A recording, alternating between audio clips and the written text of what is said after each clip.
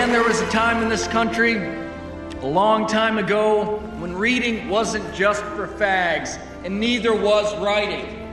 People wrote books and movies that had stories, so you cared whose ass it was and why it was farting, and I believe that time can come again. Hello and welcome to the Think Liberty podcast. This is episode 51, and coffee is for closers only. On this episode, I am joined by one Lance Cayko, who is communications director of the Libertarian Party of Colorado in Boulder County, and he is a fellow contributor for Being Libertarian. On this podcast episode, it's just going to be Lance and I. So without further ado, Lance, how you doing? Thanks for joining me today. Thanks for having me, Vinny Marshall. I always appreciate it. I love our talks. For anyone that didn't know or wasn't there, Lance and I were holding it down tough at the Libertarian Party National Convention booth for Being Libertarian not too long ago. We did some interviews that you can still see if you go on the Being Libertarian Facebook page and check out the videos. But coincidentally, that's the last time we were able to hang out. On this episode, we're talking some LP again. There's been a little bit going on in the national party, and as I understand, a little bit going on with your local party as well. Is that correct? That is correct. Speaking of the national convention, Vinny, I was really optimistic coming out of that convention for a couple candidates in particular. And I think that's the main meat of this whole podcast today is what happened in the 2018 midterm elections. So there was three people in particular. I was four that I was very optimistic about. So I interviewed, and you were there, Caleb Dyer and Brandon Finney, both out of New Hampshire. They're state level reps, and they were the two guys that ran as Republicans, got elected as Republicans, then made national news, especially Brandon Finney, when they switched from Republican to Libertarian. And then there was Laura Ebke out of Nebraska, same thing. So she made national news when she switched from Republican to Libertarian as a state senator. So she was our highest ranking official in the Libertarian Party to be elected. And then there was Larry Sharp. Everybody loves Larry Sharp. I mean, everybody loves his personality. He's gregarious. He's hilarious. And his social media presence was massive. I mean, what you saw him doing, he was one of those guys that did kind of what like Beto O'Rourke did in Texas, in that he was visiting all of these counties in upstate New York that the GOP didn't touch, that Cuomo didn't touch, nobody touched for I don't know how many years. If you ask Larry, he'd tell you, he would know the exact answer for that. But he made it look like on social media that everybody knew who Larry was in New York. And maybe a lot of people did. I don't know. I wasn't there on the ground. But they sure, I don't want to say it was smoke and mirrors, but they sure made it look like Larry was going to get some major numbers. Yeah. And then election night happened.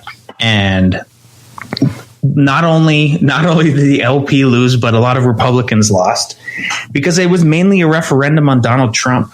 And as much as, you hear all these polls too, and the LP the National Party likes to state this number a lot, that 25% of Americans, over 25% of Americans identify as libertarians. And then, every single election cycle, you hear complaints and headlines, see headlines, and people are saying, we need a third party. It's time for a third party. But here we are 47 years later, I think, right? Is that how old the party is? It's been a bit. And yeah, it's been a grip. Yeah. And at our affiliate in Boulder County, so each week we have a lunch. I go sometimes. I've presented there a few times. But it's mainly, the chair takes care of it, and he holds this lunch, and he has guest speakers come in. And there was one guest speaker that came in and said, is the LP having a midlife crisis? Are they at that point? So you and I both worked with a candidate who I think he was good looking, he was wealthy, and he had a great message. And he wasn't a radical in the sense of being an anarchist, full anarchist, right? Somebody who he believes in any government. His name was Roger Barris. You did his website. They actually made the archives of did you see that? They made some kind of, it was such a good website, Vinny. he did such a good job that I think it was like in the National Electoral, I don't know, wiki or something like that. Yeah, it was some kind of internet archive. They're like, hey, we're going to save a version of this page and keep it as a record. Oh, that's nice. Yep. Yeah, something like that. Anyway, Roger Barris was awesome. Roger Barris, and then he worked with Nicholas Vieser and put together some really amazing videos. Yep. Just looked professional. You know, everybody's seen that meme, libertarian candidates on the internet versus libertarian candidates in real life. And on the left-hand side is this beautiful looking fox, and the right-hand side is this mangy looking fox. But Roger Barris wasn't that. You know what I mean? And I was proud to be working on his campaign. I ran his social media for a while until he wanted to switch and everything. But the fallout immediately after all the election results came in was astounding. Caleb Dyer got crushed. Brandon Finney got really crushed. Laura Ebke lost, even with help from YAL. She had Young Americans for Liberty go out there. They paid door knockers to go out and door knock, I don't know, for a couple months in a row. And she still lost, even though she was a solid candidate, somebody to get reelected, because she kind of was the bellwether for that state. She was kind of like what Ron Paul did in the when he was in the House of Representatives, where everybody would start looking at him for like where, because his thought process was so much different than the establishment on both sides. So she lost, Dyer lost, Finney lost, and for me that was like a gut check time of, first of all, and I've been saying this for a while, is should we be running? If those three got reelected, I thought, okay, they've proven a path for libertarians to get elected, even if they have to run as R's, like Austin Peterson did, even if they have to, and then they switch. So then you start thinking like maybe, because then even the thought process went further with a lot of people that I was talking to of, well, if it can work for these three, could it work for Thomas Massey? Could have worked for Rand Paul, could have worked for Justin Amash. There's a couple others, that are sort of in that category. But that was my take. And so it was really disheartening. And we had a huge fallout in Colorado happen as well. Mm-hmm. So I, as a communications director, I run all the social media, and then I get any kind of inquiries we get from online. So people just go to lpcolorado.org and then they, contact, and the emails get sent to me. So I wanted to read you some of the headlines that we got. And it kind of goes back, it boils all down to the status that is on my personal page today, which says, those who complain the loudest accomplish the least. Mm-hmm. So some of the fallout we got was, from this guy. This is a public email too, so I can say his name, and I'm not afraid to. Okay. So his name is Lee Wenger. I've never heard of this guy, but but the subject of the email is angry letter to Libertarian Party. Where the F are you? Blocked out the UCK, but you get the point. Sure. It was this rambling email about, he's called himself a libertarian for 2 years. He sees the two parties pulling further and further apart. And then again, like everybody says, I've believed for quite some time that it's time for a legitimate third party to be candid. When I look at the party, at least the LP Colorado page, I'm not really convinced I see a party that can be taken seriously or doesn't even want it. So we had, and then he lists out all this. The party needs to be brutally honest with itself. And I see millions of people are delusional with the two-party system, and with the Dems doing this and the Republicans doing that, pros, cons. I don't even, this looks like, when I look at the words, it's probably over 1,200 words that this guy wrote. Oh, he sent you an essay. Sent me an essay. Right. Sent me an essay. I forwarded it on to the whole board, and I said, guys, I have been fielding, and I did for about 24 to 48 hours. I fielded angry emails, angry messages, angry comments. People were pissed. One of the biggest reasons they were pissed with the LP and just Colorado itself was they said, so leading up to the election, maybe 2 weeks leading up to the election, it started to get like more frequent. And even my business partner said, who is an independent. He just believes in like minimal government. He calls himself like a government minimalist. He's like, man, you guys have a lot of libertarians on the ballot this year. And I go, yeah, it's kind of impressive. And we filled a lot of slots. So what people don't understand is if they're not involved with the party, and I don't fault them for this. I didn't know this until I got involved with the party in 2016, or 2017 rather, was we have a thing called line holders. So you go to state convention and you either get nominated to be on the line holder or you just put your name on the ballot. It's not hard. All you got to do is all the delegates just have to agree that you should be on there. Mm-hmm. So what it means is you get listed on the ballot. We have ballot access in Colorado because we have so many registered libertarians. We have 37,000 of them. So it puts us above the 1% mark. We can have instant ballot access. Okay. Problem with that is that most of those people don't go beyond just being a line holder. They failed to even make a Twitter page, a Facebook page, an Instagram page. And the one they really should have is at the baseline is a website. So it was angry email after angry email after angry email leading all the way up to the election. And then also frustrated reporters, which is sad.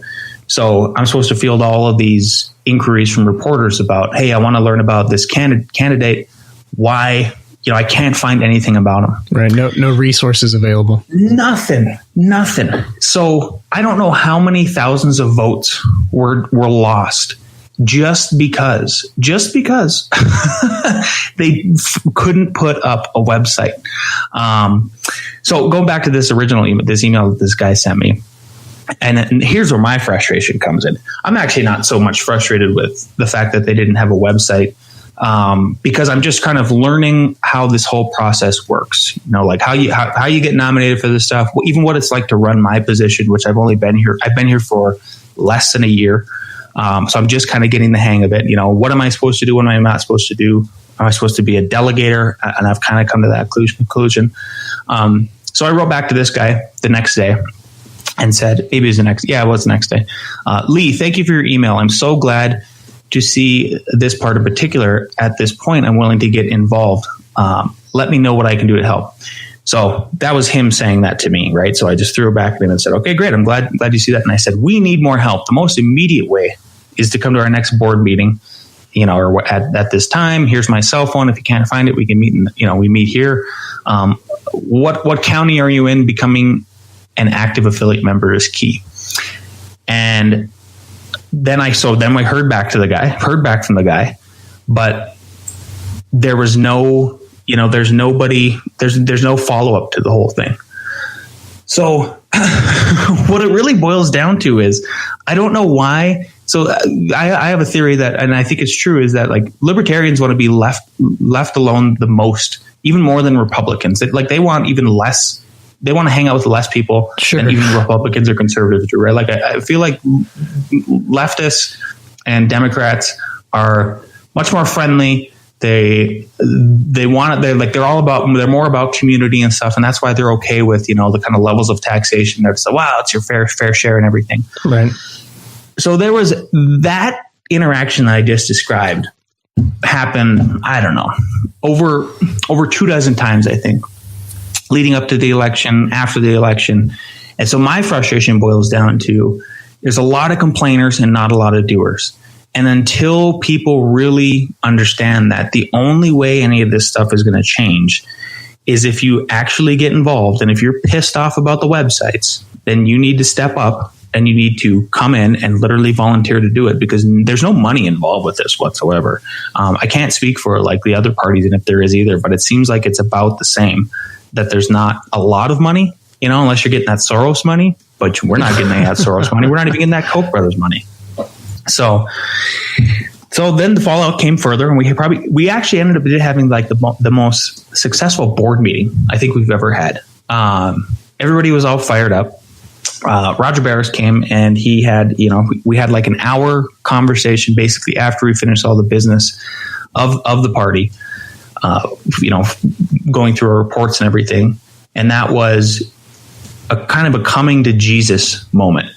And there were some good points that came out. Some people said there's a couple of good points about the line holders, which I think is important. And I for everybody to understand is that we had the most successful candidate we had in Colorado. His name is John Pickrell, and he ran for a state house seat all the way down in Pueblo County. So it's like it's a very rural area. Mm-hmm. The reason why he was most successful is because he ran against a Democrat only. So he got 26% of the vote. Well, that's pretty good. That is pretty good. Yeah. It's actually pretty damn impressive because Roger Barris took fourth. Roger Barris spent $30,000. He lost. He fell behind a guy that I met. His name was Nick Harris, Nick Thomas, something like that. Yeah, Nick Thomas. He was running as an independent. In my world, there was no difference between this guy and a progressive.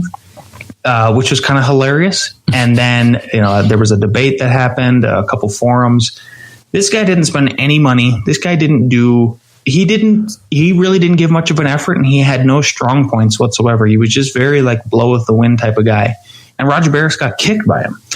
So what's important to understand about these line holders, though, and why I bring up Pickerel is if you can, in a state party, I do agree after that meeting that you got to have, if you can fill every single line, you should.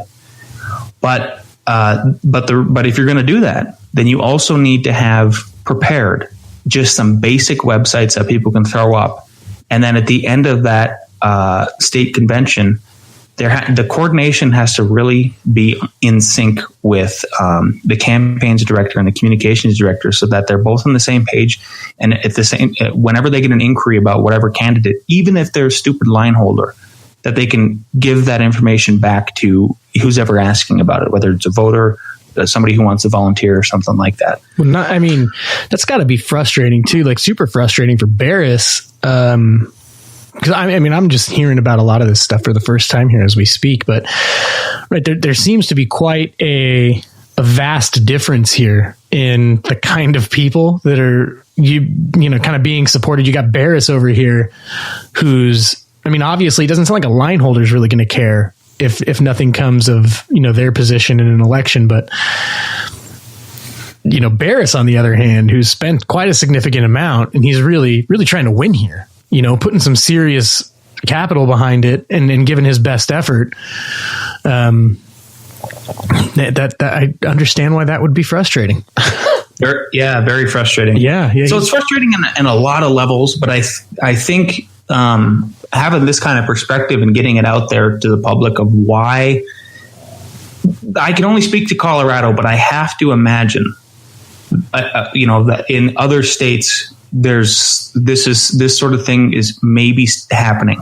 And if it's not, then I don't know, email me, communications director at lpcolorado.org. I would love to hear how it's not happening. But it is, it has to be.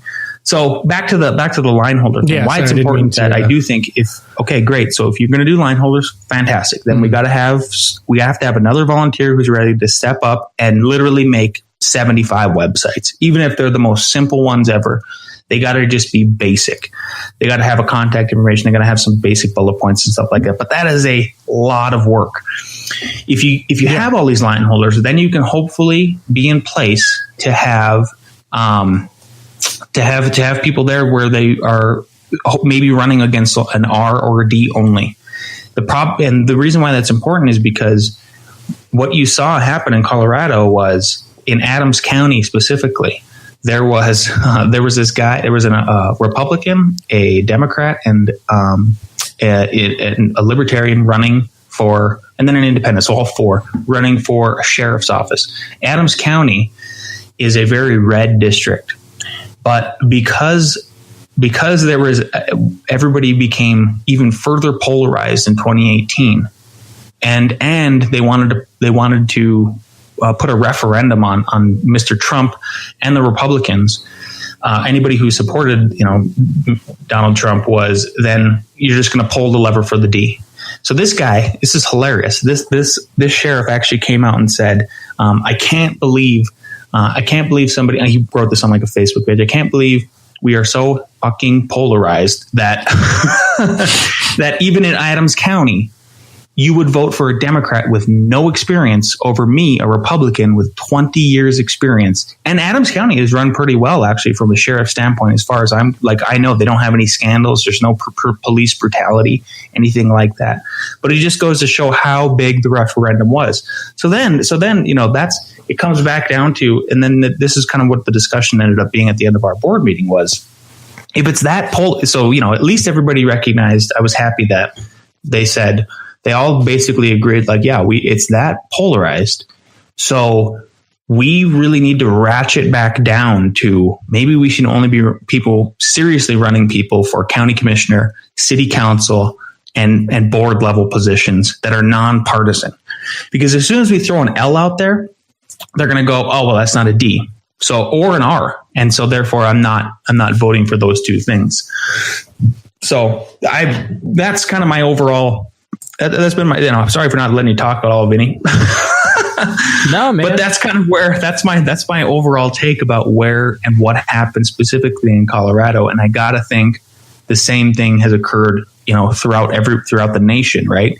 There really was a blue wave, even though it was a slow blue wave. Because all these ballots came in at the end, and the counts, however you want to assess that, but it happened. And so then the overall thing is the messaging. So there were some complaints about messaging. Some people there's a lot of the problem. I think another problem with the LP is that you have a lot of Republicans that have come into the party, right? So they have a conservative mindset. Maybe they got over the whole legalizing prostitution and drugs and all that kind of platform stuff. But then at the end of the day, what they can't get over is the messaging, and that they don't have control over this messaging.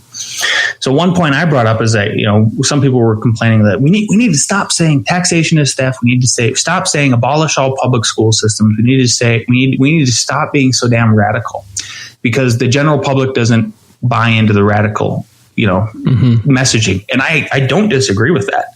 But what I tried to get several people to understand is, I don't think you understand how little control you have over the overall libertarian messaging, which occurs from places like Being Libertarian, right? Which is has a bigger following now than the national Facebook page, and arguably a bigger reach overall if you take the conglomerate, the conglomeration of all the different platforms that we're on, including Think Liberty and stuff like that. Yeah, I think isn't the Libertarian Party Facebook page, I think it's still by likes, it may have BL beat, but as far as the statistics go, I think it kind of makes quick work of it as far as engagement and overall reach and those kind of things, right?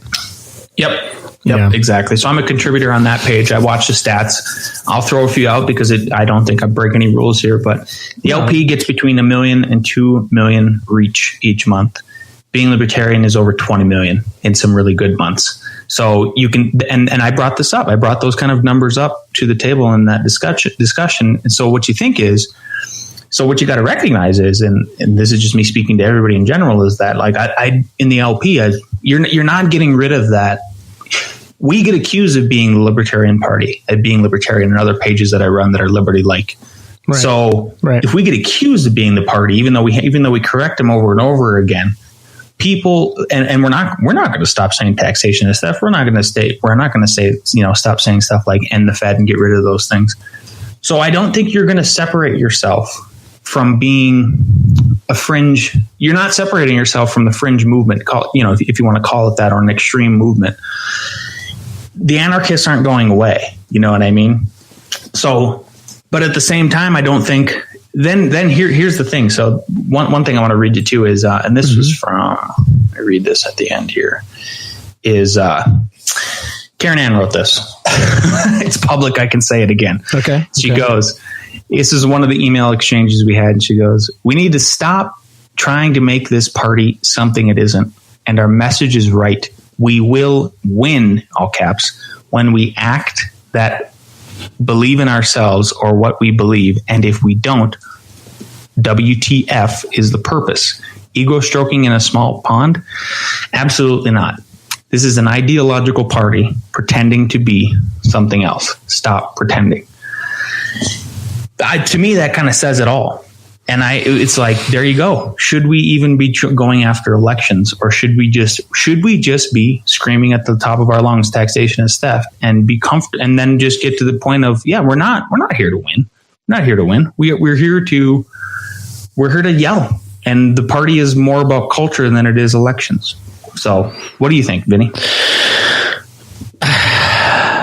This is tough. I mean, to be clear, this is a bit of a rabbit hole, I think, to go down. I'm not entirely sure I'm prepared to say that one side is absolutely correct and one side is absolutely wrong. But just in the things that you're saying, there are some things that I'm hearing that do bother me, or that at least I have questions about. And the first thing, I guess, is I'll address the last question that you had there. Now, I have heard people make the argument before that, look, it's not about winning elections. Essentially, right, what this party's here to do is to shift the Overton window. And I've heard this argument, and I don't hate the argument. If you want to hear a good version of this, I can go ahead and link this in the show notes for anyone listening that's interested in giving it a spin. But Tim Moen of the Libertarian Party out in Canada had a great episode with Tom Woods where he kind of discussed this topic. And I really appreciated his take on it, which is basically... I got to paraphrase. I don't want to put words in his mouth, but, winning the elections wasn't as big a deal as making sure that you're jarring people. You're shifting the conversation away from what people are used to hearing. So it's, like I said, you're shifting the Overton window a bit. And I like that take. I think it's a good take, but I think the Libertarian Party has got to figure out what exactly, and maybe not all together, right? But what exactly the goal is going to be, because I feel like a lot of people kind of have that position on it. But then at the same time, you can't neglect the people like we're talking about with Roger Barris, right? $30,000 is a substantial amount of money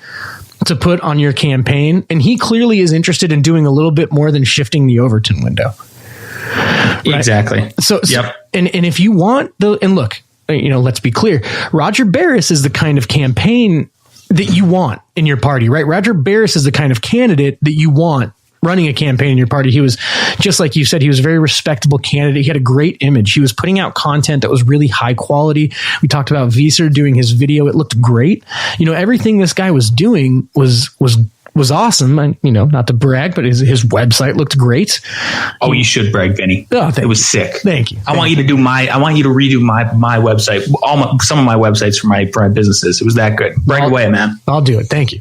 But, so that's to the point though. He went out and had Visa do his video. Everything was top notch. Everything looked great. He was a great candidate. He was a really good speaker. He was out on all these radio shows. That giant budget that he spent. So, I mean, look, clearly he's interested in doing a little bit more than changing the conversation, right? And I don't care what position you're in the Libertarian Party, you should be able to respect the opinion of people that are willing to put that much into stuff and aren't just going to settle and be happy with losing and changing the conversation. And I think a frustration that Barris has, rightfully so, and correct me if I'm wrong, is that position isn't being respected so much at all or heard. Exactly. It's either sort of our way or the highway, going back to and pointing back to this statement of principles, which the statement of principles and the platform of the national party, which most of the state parties then adopt at their conventions and follow through with it. So if you go read through it, it's actually very well written. Yep. It's not as scary. It's not as scary. If you read it, to me, it's not as scary as just coming out and saying taxation is theft or abolish all government. Right. Those kind of extreme words. So, and I think it's purposely curtailed for that, so that's more digestible for the public. But here's the question, and here's one thing that Roger Barris brought up, and this is legitimate. Is he goes, has the LP ever even done a study? Like, let's say you poll. Where you do some of these polls where they poll, you have to poll like a certain minimum amount of people, and it's done very scientifically so that it could be extrapolated to the general population. Has the LP ever done one of those on a national level, asking the general population what are their top 3, top 5 most, what are the things they're most concerned about? And then has the LP taken that data and said, okay, now here's how we're going to transform either the platform or the messaging, and here's what we're going to focus on, right? So like in Colorado. And so the answer was no, it hasn't been done. It hasn't been done for over a decade. Roger asked the question, he actually asked the question to the secretary of the party, and it wasn't really answered. It was sort of answered, like there maybe is something like that. But that's kind of where it comes down to, is you got to think okay, while this platform is great and grand and it's very principled and it's something we can, most libertarians agree with, is that really, does the general population give a shit about it? So at all, like, is that what's going to get you a winning message or anything? Because one of Roger Barris's big thing was, and I think this is no fault of his own. I think it just is what it is because he lived in Europe for so long and then came over here only 2 years ago. He is a U.S. citizen, but I think he thought that the anti-war message would actually be something that the population cared about. No, nobody cares. Nobody cares. You even see it when we post on any of our social media channels, Vinny. Our anti-war memes or message, nobody cares at all. It's amazing. We've been at war for what, since 9/11, so like 18 years, right? Or 17 years in Afghanistan. Nobody gives a shit anymore, left or right. They don't care. Libertarians are the only ones that do. And even in that echo chamber, it's not that big of a thing. I think we're just all desensitized. If anything, like the conservative war hawks will jump in and tell us that we're wrong. Nice straw man.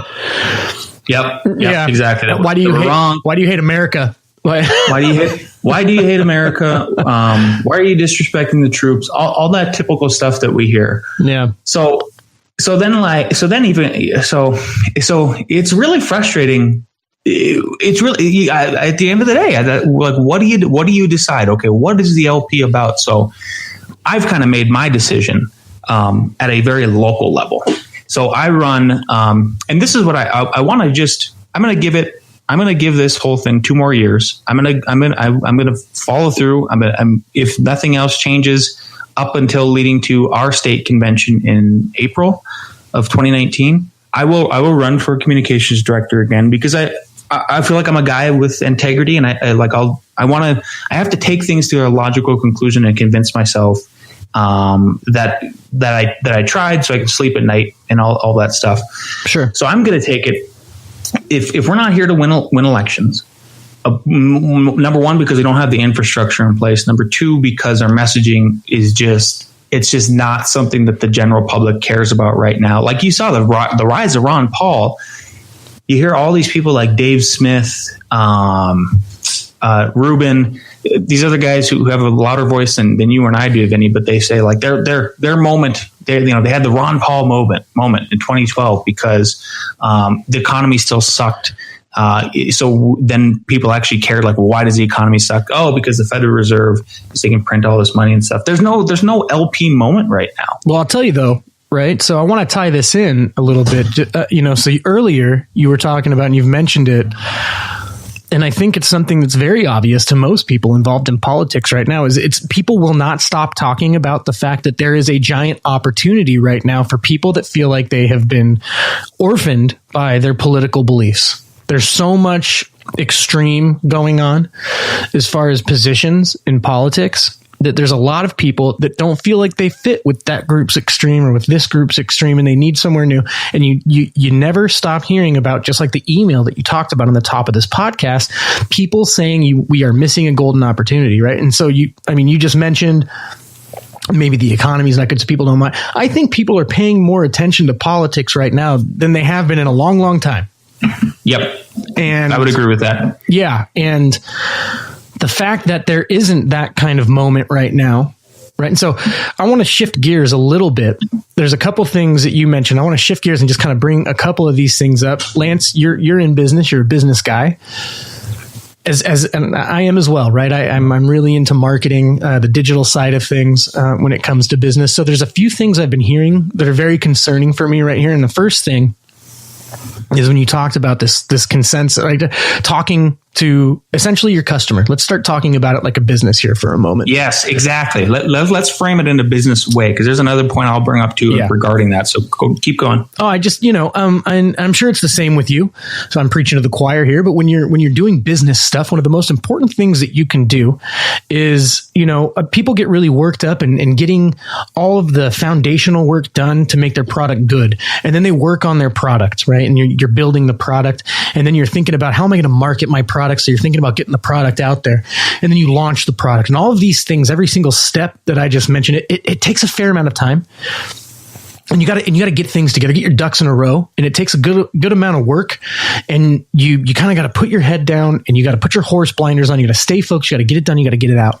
And at a certain point, though, you got to stop. You got to turn back around. You got to listen to your customers. Now you've done all the work. You've put something out there, and then you got to poll people. You got to get their reviews. You got to listen to what they're saying about what you've just put out there, what you've spent so much time doing, and you take that feedback and you turn around and you get back to work. And you get back to work with the information that you have, and you make your product better for the people that you're trying to get your product to.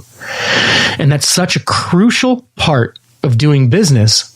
And it helps you improve, and it helps you compete by making sure that you're listening to what people want. And it's absolutely being missed here. You're sitting there talking about people not looking at the data. You've got the data for being libertarian, the data for the Libertarian Party. The Libertarian Party isn't reaching a fraction of the people that being libertarian is. A fraction. Not a fraction. Yeah. They're not putting out the content that people want. They are not putting out the candidates that people want to vote for. They're not saying the things that people want to hear. They're not asking people what the things are that they want to hear. If this was a business, it would be very clear why it was failing right now.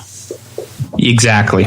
So when you think about it like a business, that's exactly it. Is you have to, first of all, a business, if you're not successful, right? If you're not successful, you're not going to continue. Your business is not going to continue. It's just not possible. Or it'll just be a money sink. Here's the thing. So even while we're trying to frame, put the LP at whatever level we're talking about, state affiliate, which is county, state, or national. Right. Let's boil it all the way down to the affiliate level. And the thing we have to preface it with is that this is all voluntary work. This is all voluntarism. Nobody's getting paid for anything. So what is the incentive for people to do voluntary work, right? I love voluntarism. I volunteer at a community garden. And then a lot of my other time is voluntary work just to spread the liberty message. And that's why I like doing the communications aspect of the whole thing and contributing a BL. It feels good. But you got to make it, feels good. Got to make it fun. Yep. Got to make it fun, right? So people have to feel good and they have to have fun doing it. So my goal with the affiliate that I co-run at the county level is we're going to, I've focused and I've gathered a good team. I finally solidified my social media team. It took about a year. I had to make it fun. There had to be memes. People had to want to post stuff and get reactions from people. Yeah.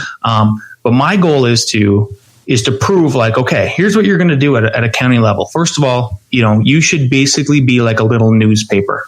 Because you're not getting elected. Let's just call brass tacks. You're right. Not getting elected. So what can you do? You can be a messenger. Yep. You can focus your message. You have the ability to basically get a little following up going with Instagram, Facebook, and Twitter, and hopefully a website where you publish routine news press releases. But you got to get, again, volunteer writers. So you need to be a little media organization. And one way that I proved that worked this last year was with my work with Rally for Our Rights. So we're now a 501(c), a nonprofit, and we're an advocacy group for gun rights because of the Boulder gun ban is sort of flamed up. But what we did is we posted on the Libertarian Party of Boulder County is we posted, we have 2 reporters that watch us now. They follow the page. I watch the page very closely and I'm like, oh, wow, now we have 2 reporters that followed us. So we made an event where we caught wind that the town neighboring, so I live right outside of Longmont, but that's, it's right next to Boulder, about 10 miles to the west. We caught wind that Longmont was going to consider a gun ban like Boulder. So we made an event on the Facebook page. We got a ton of libertarians actually wanting to go out and do stuff. And we said, we're going to go speak at city council. We flooded their city council. We had over 24 people come, and some, half a dozen spoke over and over again. And at the end of the meeting, they go, trust me, we're not trying to ban guns like we are with Boulder. And it was successful, but the media picked it up and they actually ran a newspaper story, a story in the local newspaper the day before the city council meeting, citing that the Libertarian Party of Boulder County started this whole thing about everybody going to speak at city council. So we made a difference on an issue, right? We took it to the issue. We showed success for that. So what I want to do is I want to build on top of that. And then the other two things that we did, and then there's one more that I want to do on top of that, is we adopted a community garden plot. So it's a 20 by 20 foot plot. We grew over 100 pounds of food. We donated it to the homeless in the city. We adopted a highway and cleaned that up. And then we got our name, a little sign next to the highway and everything. And then the other thing I want to do is start an evening group where we get together. But all of it is just showing either successes or failures of voluntaryism and if they actually work. Because that's one of my biggest complaints. And it kind of goes all the way back to this original discussion. At the beginning of this discussion is got a lot of complainers, not a lot of doers.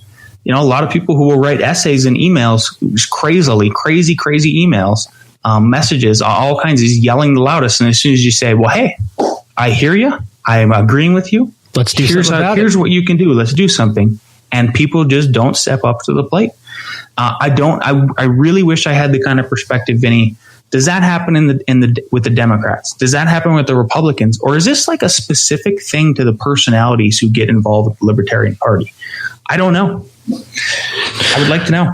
I think it probably absolutely happens with the Democrats and the Republicans, but I think you are dealing with such different kinds of numbers that the level of whether or not it matters as much changes. And I think that right. And it's also a situation too, where with the Libertarian Party, you are absolutely in a position, as I would assume, at least. I'm not an active member of state level Libertarian Party or the national Libertarian Party. So it's not for me to totally say, but I would assume if you're in the Libertarian Party, you're really taking it seriously and it's something that you really care about a lot. You're looking right now and you're assessing things and you're trying to find out, what's wrong and how can some things be made better. And I don't think that's really a conversation or a line of thought that a lot in the Democratic or Republican Party are having at the moment. They're just trying to figure out how to beat the other team, but it's not like, those are the two choices, right? Yep. So their conversations are like, how can you beat the other team in the election? Whereas like the Libertarian Party is like, how can we be viable in an election? Exactly. So two things then. So I have a lot of people here's some positive stuff. So right around the midterms, and this is what I was hoping I would see being the communications director at all these different levels of like, okay, are people, not everybody's a nerd like you and I, Vinny, where they're constantly engaged in politics, even from a cultural level, right? Like, the social media departments we're in and we're very engaged. It's actually really fun. And there's a lot of discussion that goes on, and we're constantly in there. Yeah. And my question was like, is the general population, are more people going to come around right at the midterms? And they did. And this is why I think it's so important for these affiliates and these state level parties, but especially the county parties. Like, okay, we're spread way too thin overall, right? Mm-hmm. So let's just boil it down to like a county level.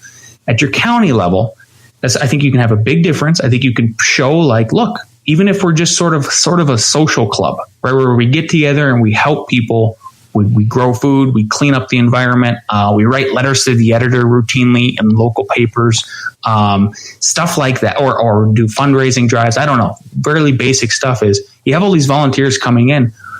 You better have something they can run at, even if it is just an issue level sort of thing, or like, yeah, this is what we do. This is what all we do at the party for now is we're just trying to maintain a 6 or 7 volunteers that are coming, routinely to do stuff, but you got to have some specific things for them to run at. And I don't think that is happening all throughout the party. I don't think there's focus. Everybody has all these crazy ideas, and then and then they never come through. The other thing I think that a lot of people don't know and wouldn't know unless they went to a couple state conventions and took on an officer position like I'm in now, is that how do you get that officer position? Sometimes some people really want them, right? So Joshua Smith, if people know who that is if they're listening to this podcast, probably. Oh yeah, he wanted the national chair position, right? So he went after it. Yep. My position, did I really want it? I wanted to see what it was like.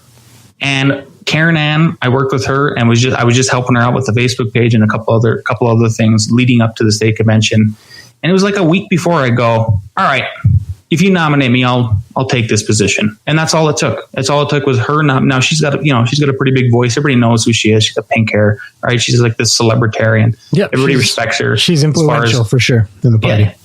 Yeah. She's done a ton of work with the historical things. So like you can see her work ethic. She's always working. Agree with her or not. Yep. Always working. Yep. So my position was sort of selected. Everybody, but there were multiple board positions that when you're sitting during the business section of these state conventions, people basically got drug up there. You know, it's just like this last minute nomination at the end of the day. Is that how you run a business? Like, can you imagine if I was throwing Architect Lance just going like, well, last minute we need a draftsman, or instead, am I actually going out there and going, here's the job description. Please send your resume. Let's see what you got, and we'll interview you. Right. That's kind of so what's funny about that is so back to Roger Barris. Roger Barris stepped down earlier this week as a result of all of this stuff. He stepped down. He said, I'm done being a fundraising director. And here's what's really screwed up about the whole thing is this is a man who did over $20 billion in investments overseas with his investing company. This is a guy that knows how to freaking get money into places, right? Yeah. Terrible to lose him. But nobody listened to him, just like you said earlier, Vinny. Like, so if nobody's going to listen to him, why does he give a shit? Why would he care about all this? Why should he give something so much respect that isn't showing him any in return? Absolutely. I don't blame him one bit. It's reasonable. So I had a heart-to-heart with our state chair, and I said, look, I'm a businessman, you're a businessman. We need to start running this like a business in the sense that we're going after professionals. We need to have professionals running the show here. So, what I encourage him and what we're going to do now is we're going to use Roger stepping down as like a litmus test for putting out ads for a fundraising director. And literally, it's like a job description. And we want to see your CV. And I told him, Wayne, we need to do the same thing when it comes to this next state convention. I go, we need to advertise on all of our social media channels, all of our email channels, everything that we are looking for professionals. Let's see your CV. Let's see your curriculum vitae. Let's see if you are somebody that's qualified, or are you a guy who is working at a pot shop on and off, and you've got no real personal responsibility. You're just kind of a shit show. That's a lot of people who are officers at all kinds of levels in this party. The person I just described, like, I don't know, man. Would I hire that person to be at my firm and helping to grow a successful business and now party? Probably not. Right. So it's got to get taken to that level. Otherwise, I think you're just going to see continued failures over and over again. Is like, we got to start going after real professionals who actually take this seriously, their positions. Because a lot of people don't. It's terrible. Yeah. Well, and like, it's like we talked about a little earlier, right? It's one or the other, right? If you exist to make sure that the conversation doesn't get stuck in an echo chamber, that's fine. And there's a place for that. But that position doesn't do well at securing ballot access. That position doesn't do well at winning people over that need to be voting and to win elections. It just doesn't, right? That's just the black and white of it. I'm not hating on that strategy. I'm not hating on that approach, but it's something that the libertarians need to come to terms with, right? This purity test. Yeah. On making sure that the principles are never I appreciate it and I respect it, obviously, right? We talk about philosophy all the time on this podcast. Clearly, I give a shit about philosophy and about principles, but we need to have a real conversation about whether or not the strategies that have been taken out by the Libertarian Party thus far are successful, right? If you're Lance, we were talking about this before offline. You know, if you're in a business, if there was a board of directors here, if there was a board that had invested into the Libertarian Party and it were a company, this board would be having very serious conversations right now about what's been going on, the state of the business as largely a failure, and what can be done to pivot and maybe turn it into not a failure and a success. And the biggest problem I see when I look at just how the discussions go, I've seen it in person, I've seen it online, I've seen it in every facet, is no one can take critical feedback. No one can. Oh, God, totally. No one can. And this isn't a slam on any one individual. I mean, if you're in the party, this is probably a problem that you're contributing to. Everyone needs to look in the mirror here. I mean, let's, again, think about it like a business. I don't get to go to work, okay, and fail at my job, right? Because it doesn't matter what you say the goal of the Libertarian Party is. You throw a goal up, I'll tell you how it's being failed to succeed on. Absolutely. Yeah. And maybe that is where it is specific to libertarians, right? We think we're supposed to be the smart people. That's what Tom Wood says this. We're supposed to be the party that knows the truth about things and the truth will. Right. We can always rely on that. Right.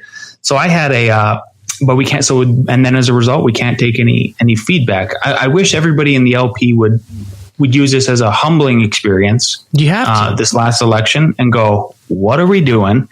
We've got to be doing something wrong. And then all read Jocko Willick's book, Extreme Ownership, and own the failures and just go, yep, this is how we failed. This is how we sucked. Here's how we're going to adjust it from here. Case in point. So I get people that, as I mentioned before, people somehow get a hold of me as the comm director and say, I want to get involved. I saw what happened and I want to get involved. Okay, great. First thing I ask them is, what is your affiliate? Because that's the easiest way to get involved at a local level. You can go to the meetings. Everybody's accessible. Right. And usually everybody they meet, it's close to you. So this guy got a hold of me and I said, okay, here, email this person and let me know if they get back to you or not. I have a rule at all of the companies that I run, and this is why they're successful. One of the reasons why they're successful is because we have a rule, and that rule is if somebody emails you, somebody calls you, you get back to them within 24 hours. Even if it's just you saying, hey, I got your email. I'm slammed this week. I promise I'll get back to you by the end of the week. If I don't, email me or call me or something. There's a human being here on the other side of this course. It's just good. I'm just echoing that there's a human being here on the other side of your correspondence. And even if we can't hash it out right now, I will reply. Yeah, totally, man. Totally. I think it's like a personal, like Vinny, that goes to even doing it consistently on a personal level. Yeah. You know what I mean? Just acknowledging that other person, right? Like, oh my God, yeah, you're not a Russian bot. You are a person. Yeah. Trust me, it goes a long way. And you already know it. I'm preaching to the choir here. But man, does that go a long way. It does. That's another giant failure that I see a lot of members of this party, like getting a hold of them and just having them acknowledge your existence. For instance, when I got back to, when I went, the first convention I went to was the 2017 convention. So it was an off year or whatever. And I just, this was at the state level. I met Richard Longstreth, who's now a Region 8 director, Region 1. He's on the LNC. Great guy. And I said, hey, I noticed you're up in the county I'm in. I want to get involved. Are you the person I should talk to? And they go, nope, you need to get a hold of your chair. And I go, who's the chair? And then they showed me who the chair was. Not joking, Vinny. Took a whole summer, and I almost gave up even getting involved because it took him that long to get back to me. He had some health problems, but I'm talking about the fundamental. I'm talking about the fundamental problems of 24 hours, man. Just let me know. You know, it was like a week, 2 weeks, a month. It was just craziness. So the most recent example of that is there was a guy where I kind of started this was got a hold of me, wanted to get involved with an affiliate here. I told him, email this person. So then I followed up with him about 2 days later, and I said, hey, did that chair get back to you? And he goes, nope. Well, I lost my shit. I have a very short fuse a lot of times. So my fuse went off, and I took a screenshot of this guy's message to me saying that nobody got in touch with him. And I shot it over to that chair of that affiliate. That chair of that affiliate didn't take the criticism. Nope. Instead, they go, if you don't like how I'm running my affiliate, why don't you come and run it? Instead of just acknowledging, like, you screwed up. Like, this is exactly the problem. This is exactly one of the problems here is just get back to people. It's so hard to get volunteers to do volunteer stuff when they're the most critical part about making sure that you get them is right when they contact you is when they're most passionate. So they need the most attention. And if we're going to run this party on voluntarism basically alone, then we better start paying more attention to people almost immediately. Boy, don't I know it. I tell you what, man, I have a story that, I mean, I'm not going to go into the whole long part of it, but me coming into all of this, right? I wasn't always able to say that I'm not a member of a state or national party. That wasn't always the case. I was one time very eager and excited to make a difference. And I went through exactly what it sounds like this individual went through. And it's a large part of the reason where I am today, to be completely honest with you, Ray, like without going into the weeds of it. And it's exactly that, I liken it to when you're a kid. Go ask your mother, go ask your father, go ask your brother, go ask your sister, go ask your aunt, go ask your uncle. And at a certain point, so I'm just going to stop asking people. Stop asking. I'm just going to. Exactly. And that's, we do our thing. And that's primarily why I work in the avenues that I do, working with Think Liberty and working with Being Libertarian, right? I can work with people that I know can take feedback. I can work with people that I know that I can talk to about something that, hey, they can come to me, first of all, and tell me, hey, you might have dropped the ball here. Yeah, hey, you know what? You're right. Let's figure out what we can do to make this better. And I can come to them and say the same thing. And that's fine. We can have that conversation. No one's going to cry about it. No one's going to take their ball and go home. No one's going to get pissed off. People are going to respond to the messages that I give them. Right. This is a system where there's a feedback loop and it works. And I feel you. Yeah. Well, that kind of rounds it out for me, buddy. I kind of feel like I got everything out I needed to say. No, that's good. I think this is a good conversation, and I think that more people should be having these conversations. Not long ago, maybe it was our last episode, I believe, we had a whole podcast about getting a little more comfortable with being uncomfortable. And I think that it absolutely is a part of that topic when it comes to listening to feedback people give you about yourself or the things that you're involved in and you're passionate with. I get it. You're working with the LP. Everyone that's working with the LP is passionate, or else they wouldn't give up so much of that time.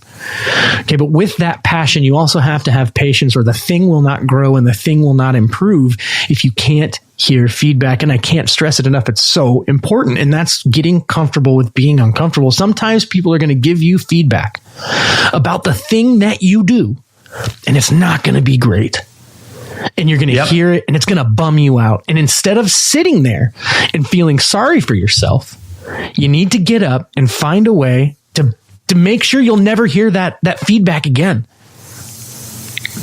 Find a way to make sure that you don't ever get in that position to feel bad again. And there's only one way to do it, and that's to get better and to do better.